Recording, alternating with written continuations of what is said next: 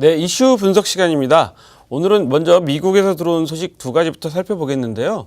미국에서 마약 범죄 자금을 압수했다고 합니다. 미국 법무부에서 불법 거래 사이트들을 조사하는 과정에서 그 암거래상 35명과 암호화폐 채굴기, 그다음 불법 무기, 현금, 골드바 같은 걸 지금 현재 압수를 했는데요. 중요한 게 비트코인이 약 2천만 달러 상당 이상이 지금 압수를 당했다고 합니다. 그러니까 암호화폐가 자금 세탁에 악용되는 걸 확인한 사례가 되겠죠. 또 한 가지 뉴스는요.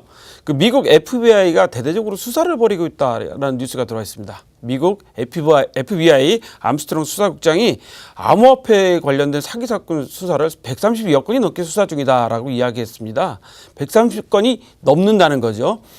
이 수사 진행상을 공개하는 것은 상당히 이례적입니다. 우리나라에서도 마찬가지겠죠. 어떤 사안을 수사하고 있는데 그것을 공개하는 것은 거의 없는 상황인데 미국의 그 암스트롱 수사국장이 암호화폐 컨퍼런스 연설에 나와가지고 이 이야기를 했습니다.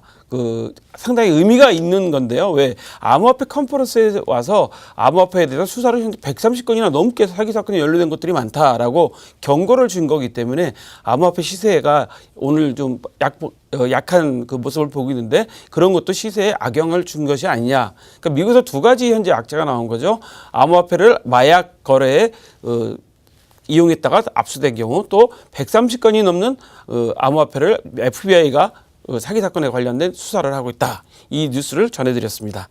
다음 뉴스는요. 홍콩 정부에서 ICO를 예의주시하고 있다라고 이야기했다고 합니다. 홍콩 증감회, 그러니까 우리로 말하면 증권감시위원회죠. 거기서 암호화폐와 ICO에 대해서 우리는 예의주시하고 있다라고 이야기했고요. 거기다 또 한마디 무슨 얘기를 더 했냐면 하면 적절한 시기에 우리도 개입할 수 있다라는 이야기를 했습니다. 그러니까 우리가 현재 상황을 보고는 있지만 개입도 가능하다라는 이야기를 했다는 거죠. 지금 현재 우리나라에서도 암호화폐 ICO가 이제 금지가 돼 있어서 우리나라 중국이 금지돼 있어서 홍콩, 싱가포르, 스위스 이런 데 가서 많이들 현재 상장을 하고 계신데 홍콩에서는 현재 저희들이 개입할 수 있다는 것을 시그널을 이미 준 거고요. 연례보고서에서 이제 한 이야기인데 지난번 연례보고서 나왔을 때도 어떤 얘기를 했냐면 암호화폐가 투자자의 편리함을 주기도 하지만 리스크도 주고 있다. 또 우리 작년 12월에는요 이미 위험성 관련된 성명을 두 번이나 발표했고요. 2월 달엔 일부 불법적인 그 거래소에 대해서 단속도 했는데 이번에는 어떤 조치까지 취했냐면 그 거래소 7곳에 경고문을 보내고 부허가 업체에 대해서는 조치를 하겠다는 사법 조치를 하겠다는 예고까지 했습니다. 결국 홍콩에서도 암호화폐 거래소, 불법적인 거래소나 불법적인 ICO를 하게 되면 정부가 개입할 수 있다는 경고를 지금 계속 주고 있는 거기 때문에 홍콩 정부에서도 현재 규제가 멀지 않았다라는 걸 시그널을 좀 알 수 있을 것 같습니다. 그다음 세 번째 뉴스는요.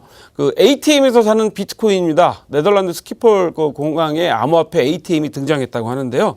실물 유로화로 비트코인과 이더리움을 구매할 수 있다고 합니다. 이제 여러분들 지나가시다 자판기처럼 사실 수 있는 건데 1회에 10에서 100유로 정도를 사용하실 수 있고요. 건당 수수료는 5유로라고 하는데 전자지갑 QR코드 스캔하면 한 3년에서 10초 만에 거래가 가능하다고 합니다.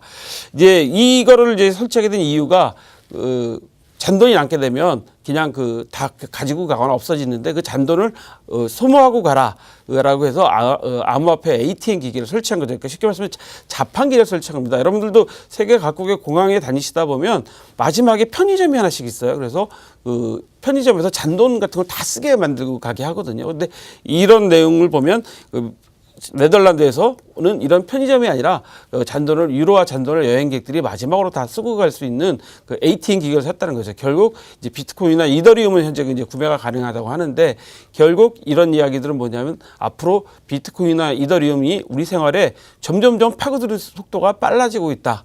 한 5년쯤 지나면 그냥 여러분들께서 편의점에 가서도 살 수 있을 자판기를 살 수 있는 그런 시대가 올 수도 있다는 점을 좀 보여주고 있습니다. 오늘 저희가 준비한 이슈는 여기까지입니다.